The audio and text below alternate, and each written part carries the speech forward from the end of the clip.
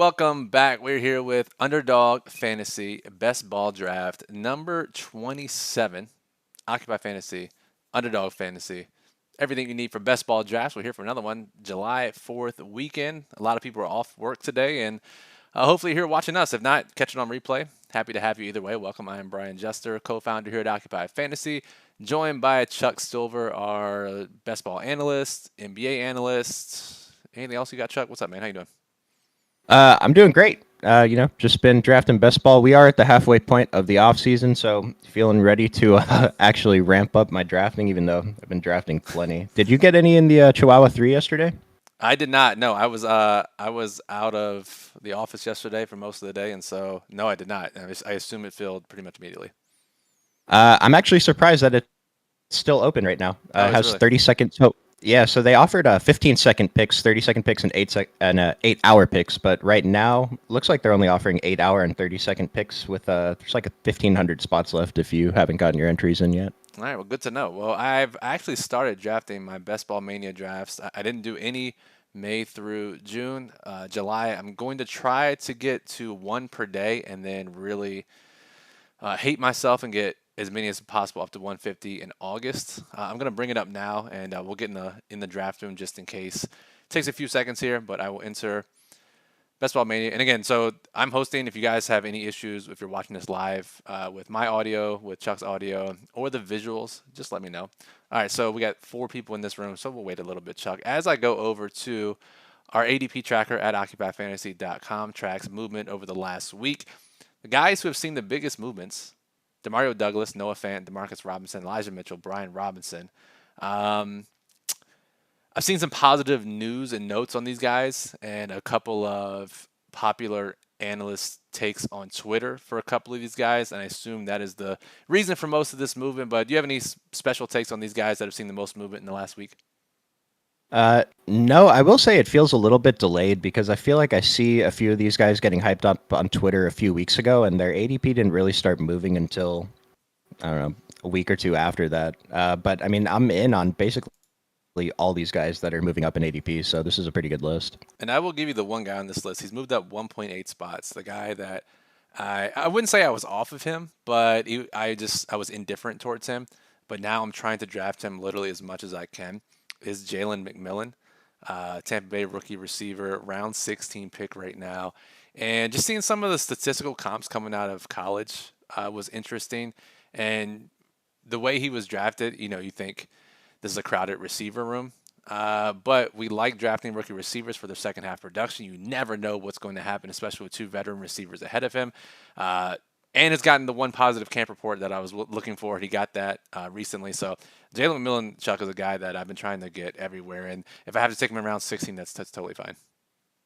Absolutely, yeah, he's a guy I've been taking a lot too. I mean, I'm taking so much Baker Mayfield; it's too easy to double and sometimes triple stack with him. But like Jalen McMillan, and I'm gonna throw Jalen Poke, even though he's 50 spots ahead of McMillan in ADP. But these like rookies going in that second half of the draft to me are pretty valuable compared to the guys like Keon Coleman or Lad McConkey going much early. I'd rather target this group with like McMillan, Poke, other rookies in there. Totally agree. And again, previous years don't necessarily indicate what's going to happen this year, but seemingly every year we see guys drafted in this range that end up being league winners, that being important factors in especially best ball mania and these playoff contests with playoff weeks. Important to have these guys as they pick up over the second half. So yeah, we'll talk about some more of these guys as they get drafted. Let's see here. We have a full room, and I have surprisingly not gotten the 101, which I've gotten. I have like 20 or 25% McCaffrey already, which is crazy. So nice to get. Now I have the 10th pick here, Chuck, and we'll talk about this now. What I'm going to do here, it's a little different than some of our other streams. My whole goal when I have been playing best ball the past couple of years, and we have it here on our site, the best ball stack seeker at occupyfantasy.com. My goal is to get week 15, 16, 17 correlation with all of my quarterback stacks, which can be tough to do. I'll try to explain along the way as I try to do it here. But Chuck, I know I've heard some rumblings from the community in the past couple of weeks that, especially with the new Best Ball Mania 5 payout structure being a little more flat, that there's a little more importance in week 15 and 16 compared to just the all-important week 17 we've heard people talk about previously. Yeah, and I don't know. I go back and forth on it. I've seen a lot of data comparing, what I mean, it's hard to say, oh, we should focus on this or this team was focusing on this, but there is data showing that teams advancing to week 17 actually had a better chance of advancing to week 16 and 15. And I mean, that can't have anything to do with because the correlations are different, but it is a sign that sharper drafters are focusing more on week 17. This was the case the past couple of seasons anyway. And so, I mean, I think I'm still just going to mostly focus on week 17, but yeah, it is more important just getting there this year than it was before. For sure. Jamal Charles has the number one pick. Hopefully that is the real Jamal Charles. That'd be fantastic. So, but yeah, I'm gonna just try to show how I use the tool, how I queue up drafts, and yeah, and again, I'm not reaching for Chuck guys, for guys Chuck, where it's like, oh, 3 rounds ahead just to get this week 15 correlation. I'm not doing that, but mostly following ADP, and if there's a tiebreaker or two guys are close in my tiers, then I'll opt for the correlation. So I'll try to show along the way how I do that. But again, I'm not completely reaching for these guys, and I'm not taking a guy that I'm not high on in rounds 15, 16, 17 just to get that correlation. On that note about reaching, so we're at the right side of the board, and I think the right side of the board, we've talked about it. It feels much weaker than the left side of the board, basically throughout the entire draft. And so something I'm considering more is like reaching a little bit for guys who are never going to make it back to us. Like maybe at pick the 39, take someone who's going ADP 48, something Sure. like that, who's just never going to make it back to 58, just to get those unique combos. Right, exactly. No, exactly. And again, you're not losing too much as the further down the board you get. I'm just gonna take Puka here.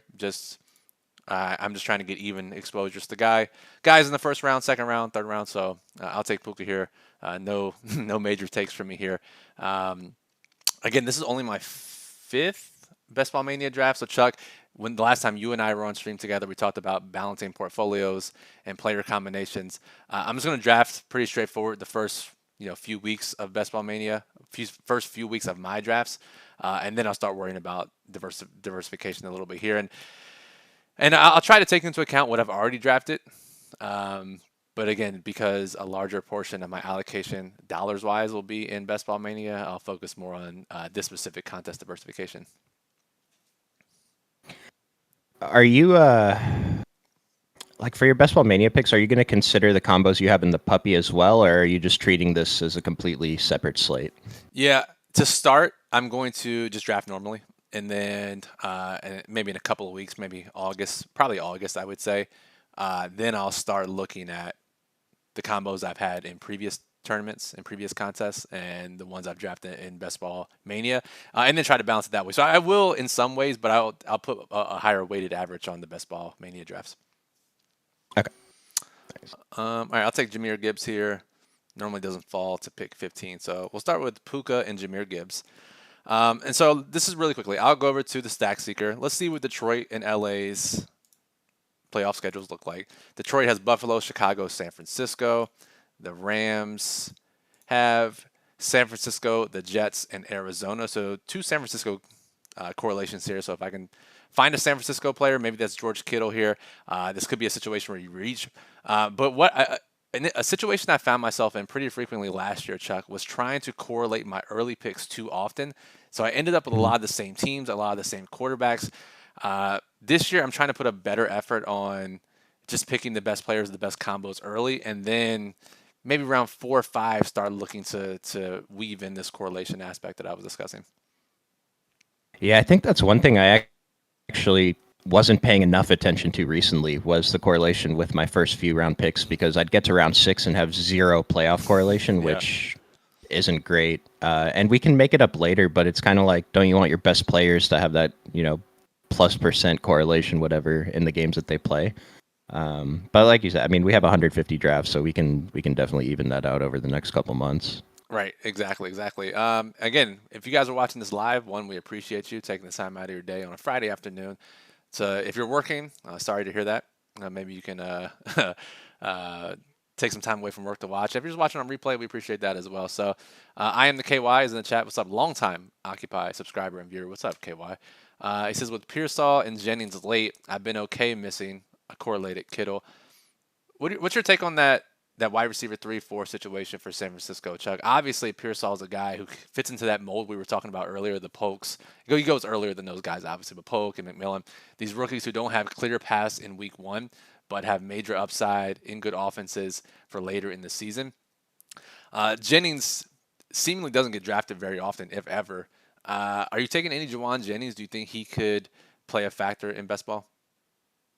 I mean, he could. He only has to produce in 1 week. For me, the thing with Pearsall versus Jennings got paid a little bit more, I think, than we were expecting. And Yeah. so, I mean, what does that mean for they want him to be on the field, right? And then with Ricky Pearsall, like it's hard for me to draft him, but I will say the only time I'm drafting these guys is if I need that San Francisco correlation late in the draft. Yeah, I just think it's if Pearsall is legit, and Shanahan's evaluations can be hit or miss to say the least. But if what he saw in Pearsall in college can translate to his offensive scheme, and Pearsall shows that in practices, if one of Debo or Ayuk are traded or go down, then Pearsall would likely just slot in. They love Jennings for his run blocking. I'm not sure we'd see Jennings become an 80% plus snap player unless Pearsall is just simply not ready. Okay. That's my take. Uh, Again, I'm wrong all the time, but that is my take on the situation. there's a couple things going on with that situation too. It's like, I mean, at this point, I think Brandon Ayuk starts the season in San Francisco, right? I would think so. There's some rumblings, especially in the DC area, of Ayuk coming to Washington. I'm not sure how likely that is, but it seems the most likely outcome is he starts the season in San Francisco. I agree. And if there was any trade to anywhere, I mean, I can't imagine all of these guys' ADPs jumping up, right? I can't. No, I don't think so. I mean, maybe a No. couple spots for Debo, but like I don't think so, right? Like I don't. Pearsall's would probably move the most, I'd assume. Okay. Yeah. Yeah. Well, I was thinking like Brandon Ayuk and Debo. I could see them each moving up a couple spots That's true. if that were to happen. Yeah, I think so. And that kind of changes that dynamic of early round combinations, right? Like if we're drafting now or drafting Mhm. earlier versus drafting later when Ayuk is hypothetically in a different situation. Yeah, especially if we're drafting Ayuk for that Week 17 correlation. Yeah, I mean, they have a great Week 17 game. they do. That they do. All right, let's see here.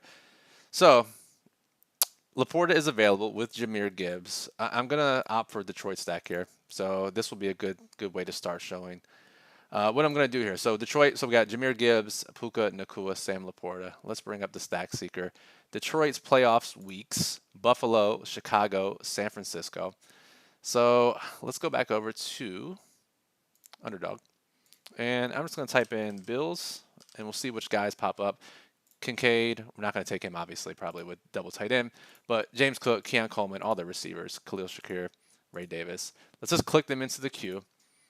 We also have Chicago, which I will probably take here with my next pick, I would assume. Keenan Allen, Roma Dunze, DeAndre Swift, Cole Kmet. Easy. And then 49ers, we have the guys we mentioned. We have Kittle, we have Pearsall, and I'll throw in Elijah Mitchell and Jawan Jennings to the mix as well. Let's not forget Jared Goff because he is the integral part of this stack. ADP 126. I'll move him to the top just so I don't forget about him. Now, pick 39. Let's see here. Who's going? Josh Allen, Tank Dell. Yeah, so Keenan Allen, 53. Here's a situation, Chuck, what we were talking about. Maybe you take this guy, he's 14 spots technically ahead of ADP. We would never get him normally, but now we have a Detroit stack with Keenan Allen that is super correlated throughout the playoff weeks. Yep. Yep. So that was queued up nicely with our discussion. So now we have two receivers, running back, tight end, one of 3 playoff weeks correlated with our likely future Detroit stack. So yeah, this is working out nicely so far, Chuck, and it's nice to see what you were talking about earlier and what I've been talking about kind of mesh together there.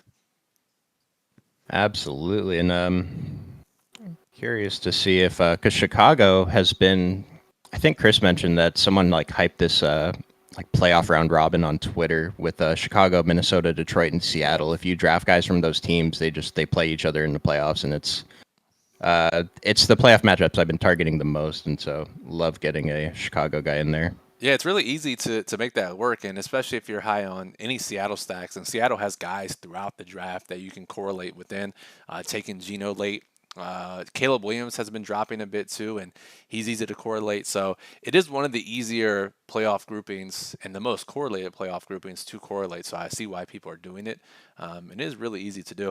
Chuck, as of I was finishing up some of my puppy drafts, the slow drafts, and just kind of looking at how many elite quarterbacks versus mid round versus late round guys I have.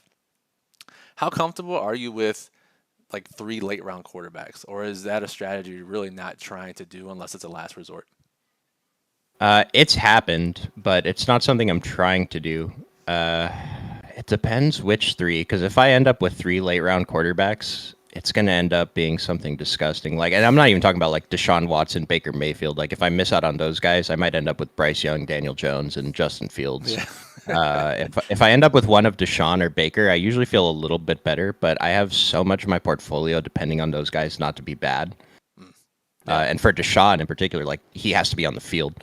And so I don't feel great about it. I've mentioned this on the stream before. Like I've made a bunch of finals over the years, and I can't remember ever having a really strong quarterback room in any of those finals. So the teams I'm building apparently like are good at getting to the finals, but I'm definitely losing some equity from not having good quarterbacks in the finals. So maybe I can find a little balance, but I mean it's all random anyway, right? Yeah, it certainly seems that way. Certainly seems that way. So I'm just looking here, looking ahead. And again, what I like to do is I see, I've got Buffalo guys queued up, Chicago guys I've already taken, San Francisco. Who else do they correlate with? That way, if I can get a secondary quarterback stack, and let's just say Chicago, I pull up Chicago here. So obviously they're correlated with Detroit in Week 16.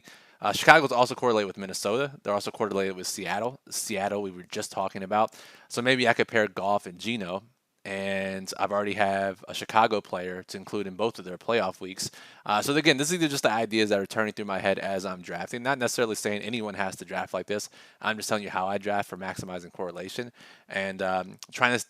It's like chess, not necessarily thinking one step ahead, but two, three, 4 steps ahead.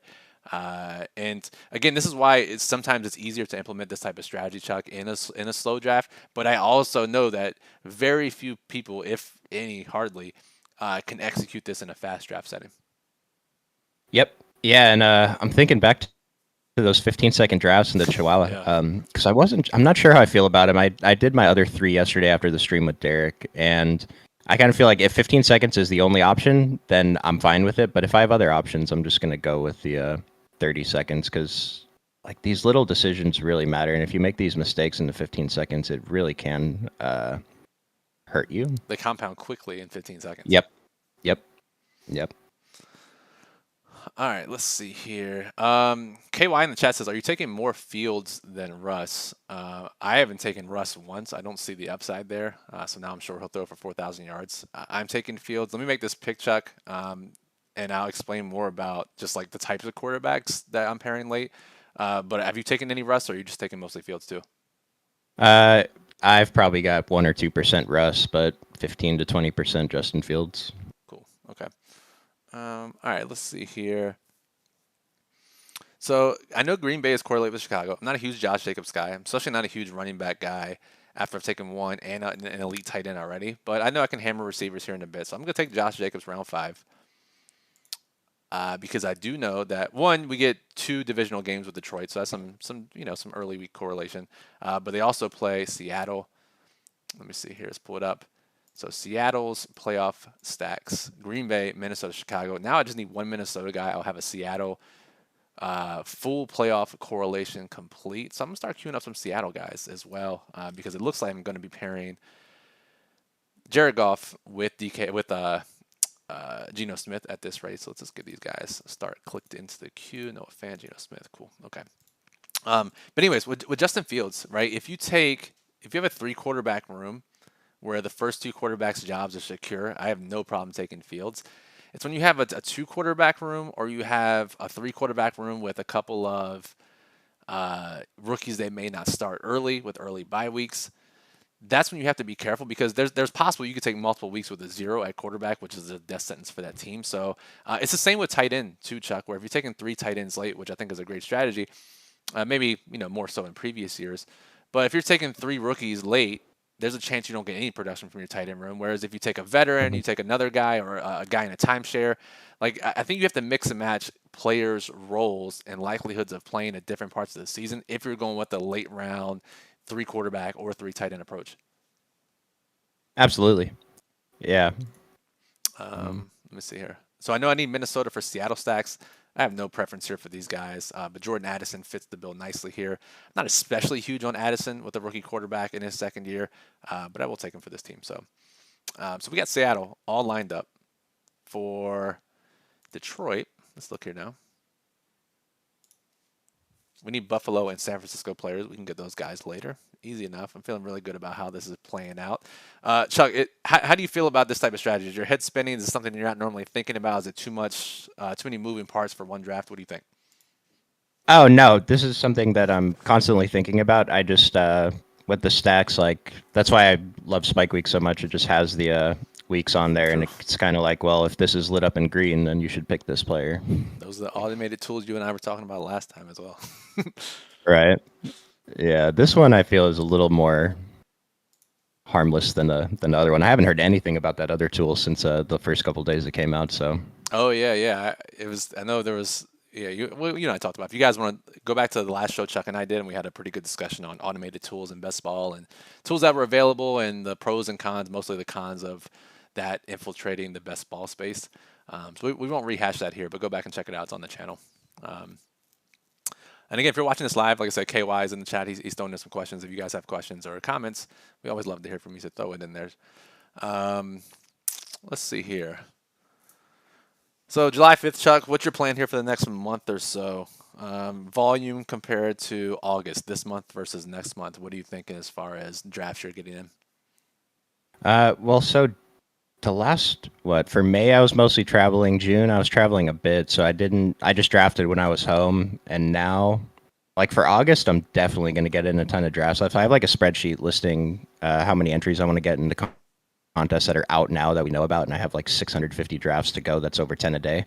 I Godspeed. figure I'm just gonna, yeah, I'm gonna sit down and do some sessions where I'll do like 4 or 5 at a time for a couple hours, and I don't know. We'll see. I'd like to really, really ramp it up in August, like full time job best ball streaming for like two or drafting for 2 weeks. We can stream them too, but Yeah.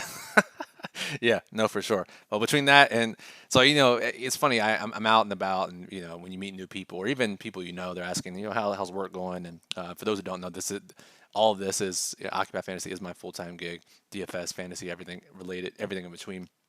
And I'm always telling people, like February through July is my off season. It's really nice. I can play a lot of golf. Schedule's a little bit more free. Once football hits, that's where I'm more involved in content, just busier season in general. Um, More schedule dictated activities that I have to take care of. But that starts in August too, because preseason is one of the most profitable times, as we've talked about many times here at Occupy Fantasy. Many of our initial people who have tuned in or become website members found us through preseason NFL DFS. And so though between that and best ball drafting, August is going to be an extremely busy month, Chuck. I can't wait, man. I love it because with when NBA ended, I thought I was gonna have like a couple months off, like you said, kind of like my off season. Yeah. But then I got really into the WNBA, so Yeah. now I watch WNBA every day, and like, I mean, I'm not working as much as I was before, but not quite as off as I thought I was gonna be. Right. And you said you just got back from Vegas. You were telling me that off stream. Was that a leisure trip or are you playing some cards out there? I went out there for the World Series of Poker. I busted every buy-in over the weekend, which is Cool. only 4 tournaments. It's not a significant sample or anything. It's Sure, sure, typical. sure. Yeah, that still sucks though. Yeah, it's not great, but I had like a $700 parlay win from the Super Bowl waiting for me at one of the sports books. Oh, all So right. We'll take that. almost covered the trip. Yeah. All right. I'm not incredibly high on Jameson Williams. None of my other guys fit the bill here, but I'll take a three-man Detroit stack here. And, something we talk about in DFS is what happens if this player fails? What does it mean for other guys, either on their team or just on the slate in general? In this team, if I have Gibbs, Jameson, and Laporta, this team smashes if, God forbid, St. Brown misses time or especially extended time. So thinking about it that way, Chuck, is another thing to keep in mind is now if a round one pick fails, busts, gets injured, I have a team that takes full advantage of that. Hmm. Absolutely, yeah. And for me, I think I've been doing this with Khalif Raymond rather than Jamison Williams. I think Jamison Williams is one of my like 0% plays in the top 100. Oh, really? Okay, well, Yeah, I'll him draft and I'll draft them for you then. him and McConkey are the only guys I haven't drafted yet. I mean, okay, so I encouraged Samuel here, which is fine. I don't care about taking him. I'd rather take Khalil Shakir in a little bit or Ray Davis. Jalen Warren, I think one of the best running back picks you could possibly take. I'll take him Hmm. as my running back three here easily. Fits this room kind of nicely. So we're up to three running backs, four receivers, one tight end. Got our quarterbacks queued up here shortly. Um, so no Jameson, no McConkey. What's the reasoning there? You just like other guys in that range. You're not interested in their talent or situation. What's the thoughts there? Jameson, I'm just so out on. But with him, at least, there's a lot of running backs going right around him that I like. I basically take a running back from this range in every single draft, and That's then fair. Lad McConkey. I just don't see it, man. You don't like the guy who played the fifth amount of snaps on his D1 college football team being Dude, interested? I think I had more catches than this guy last season.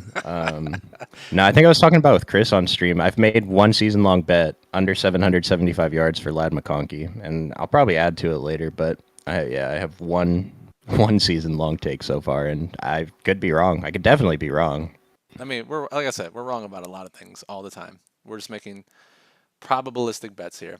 But Yeah, on what seems, by all indications, to be a run first team for a rookie who did not play full time snaps basically in college, that seems like a pretty good bet. So I'm not gonna tie my money up for 4 months, but uh, hopefully you found a place to bet it on credit.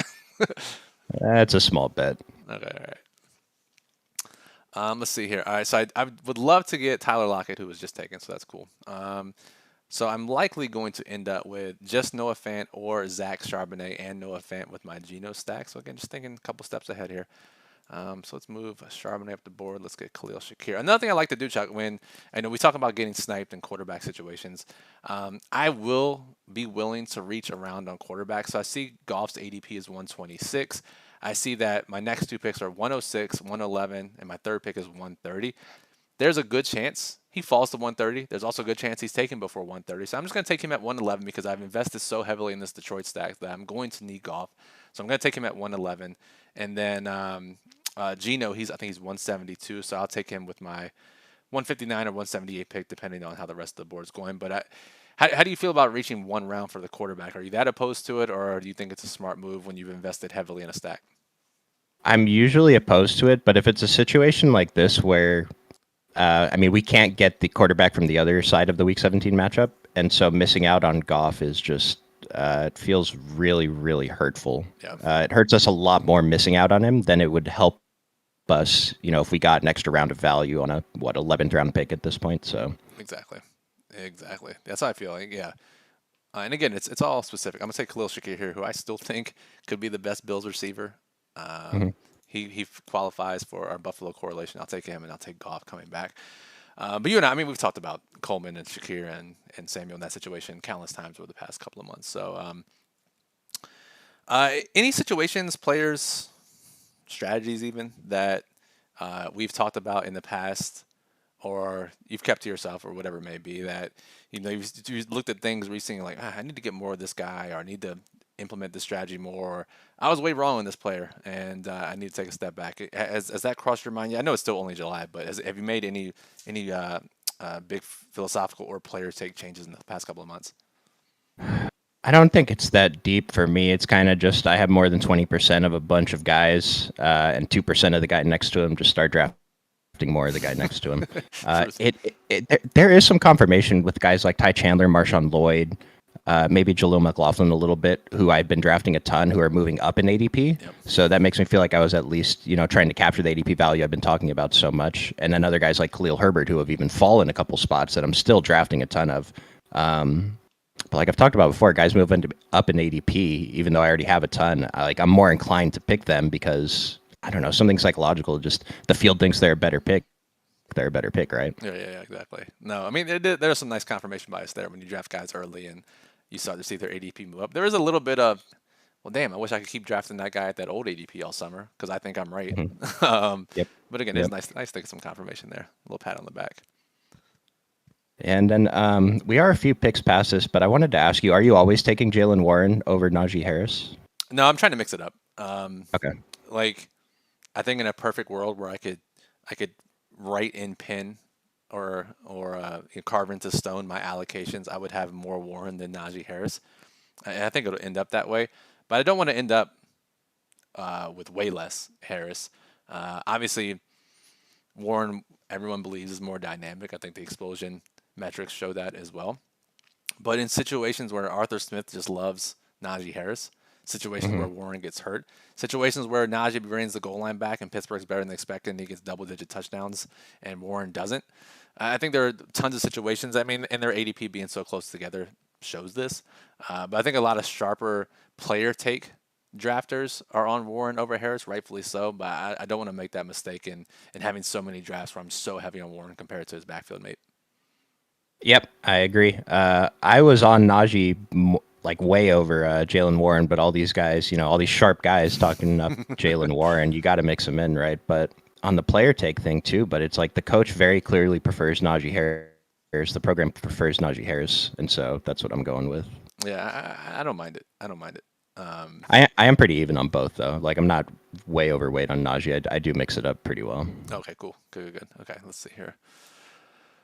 Um, I mean, I just have such a bias towards younger guys in general.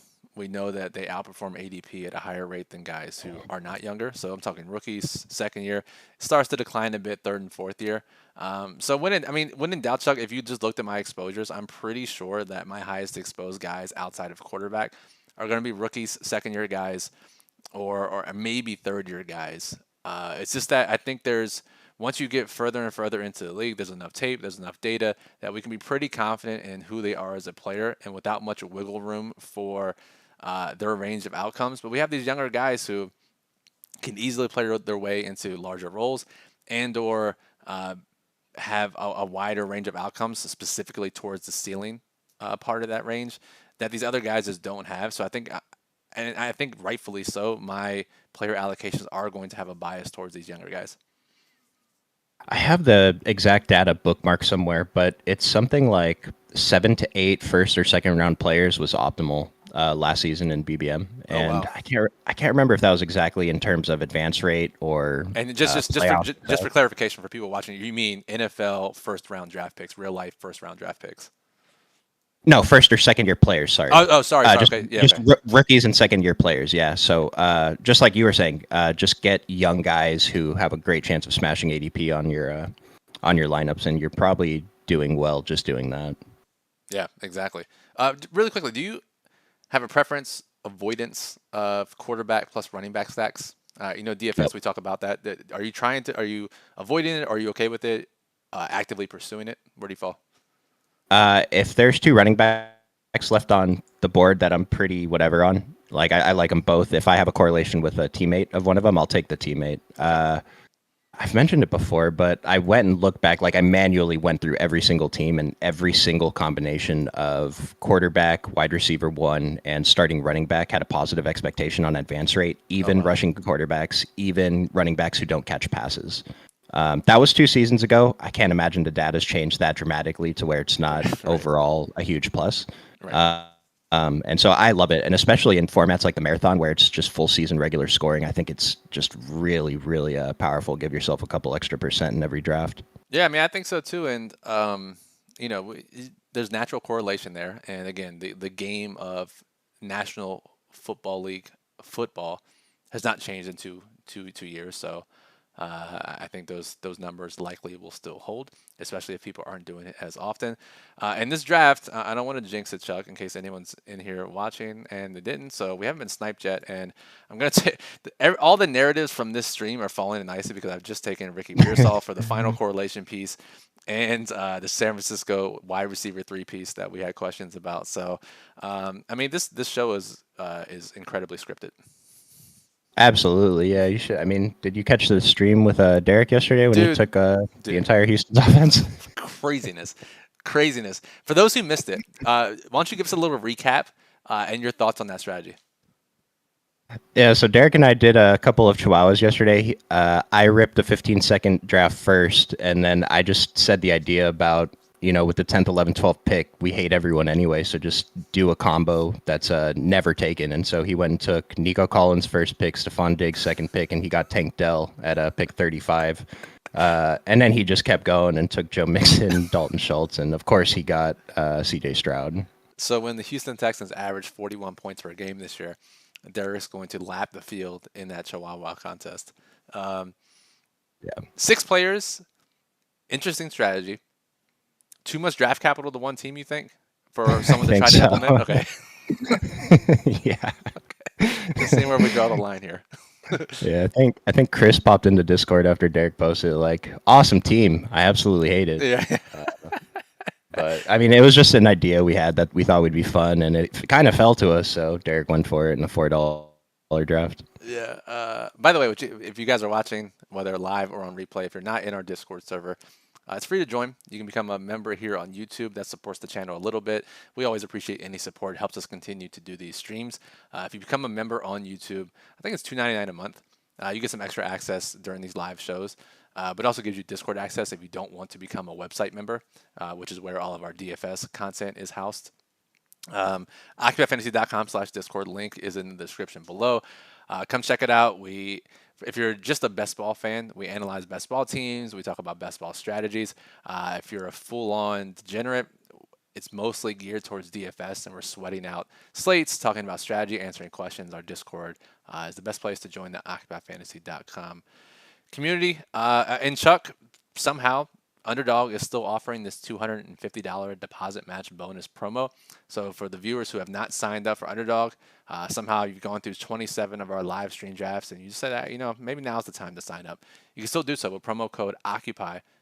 Deposit 250, get $250 of Underdog fantasy money to use on drafts or their pick'em contests. And again, you don't have to deposit 250. You can deposit 100. They'll match 100, just up to 250. Chuck, we talk about deposit bonuses all the time for building bankrolls. It's hard to get better than a 100% deposit match up to 250. Yeah, yeah. Free money in the fantasy football space is very nice. Yes, indeed. All right, so I have 4 running backs. I will end up with 2 quarterbacks, 2 tight ends. I took an early tight end. I'm not going to take 3 tight ends in this one.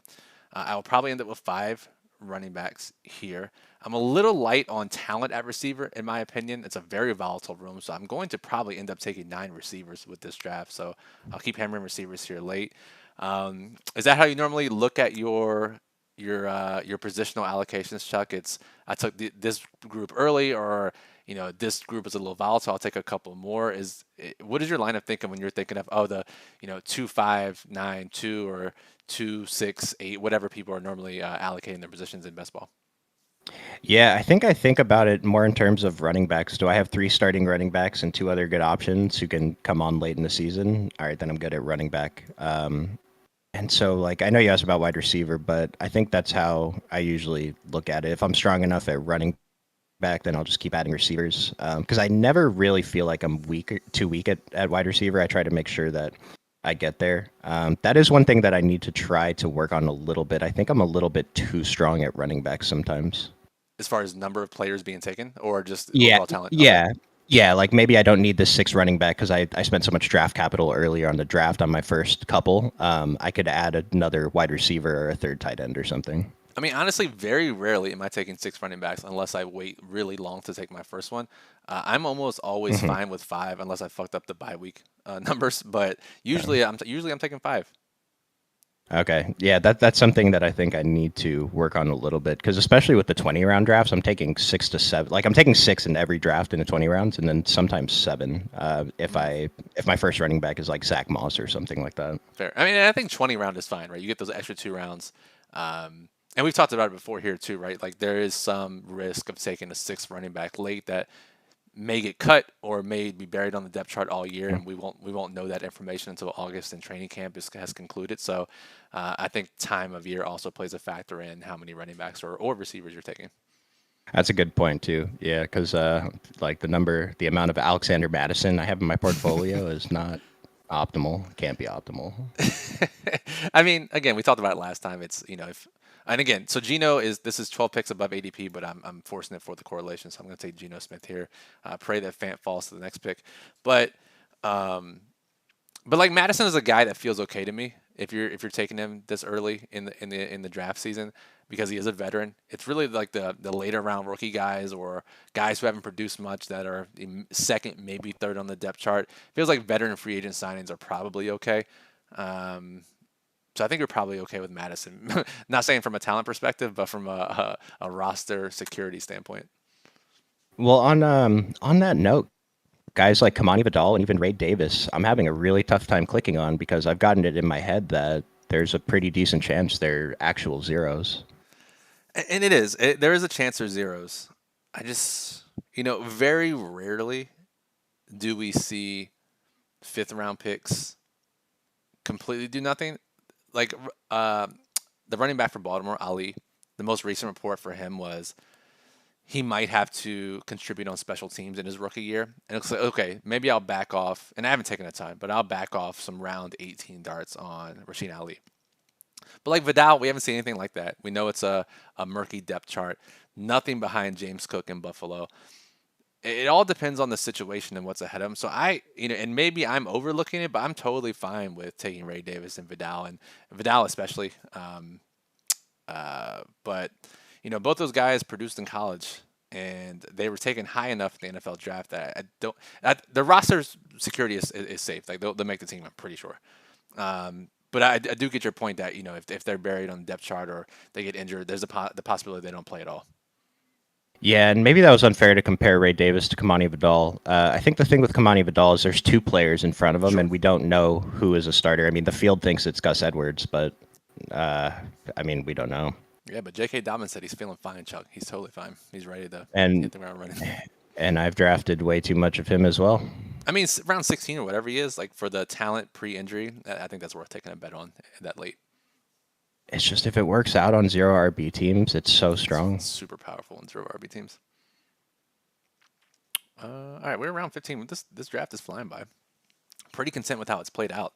I've got all my correlations. I feel really good. I mean, it's checking all the boxes, Chuck. It's positional needs, balanced roster positions. Bye weeks look good, which is like bottom of the list for me. But playoff week correlations, quarterback correlations, a good mix of veterans and rookies and early year guys. I'm not super thrilled with the wide receiver room. That is the one area that I don't feel great about the positions of these players. So Puka Nakua, okay, fine, round one pick. Keenan, new team, rookie quarterback. That's pretty volatile. Jordan Addison got by on his touchdowns in his rookie year. Now likely playing with a rookie quarterback. Jameson, you've already expressed your distaste for Jameson Williams. Khalil Shakir could be the wide receiver 3 for Buffalo. Pearsall might not see the field. Rarely ever if both guys stay ahead. And Jermaine Burton has T. Higgins and Jamar Chase ahead of him. So, that is the one area here. Is there something I can do late to shore that up? Is it just taking a veteran that's going to see the field as opposed to taking 2 more shots on rookies at receiver? Is that probably the best way to shore up this receiver room? I think so. Yeah, because you kind of already took your shots, right? And I do think you can look at it either way. It's like, well, this team might be in trouble if we don't hit another long shot anyway. But if you have the floor of a guy like I'm thinking like Tyler Boyd, maybe guys like that over guys like Malachi Corley. Yep. And Noah Fant was taken, unfortunately. So tight end. Let's see.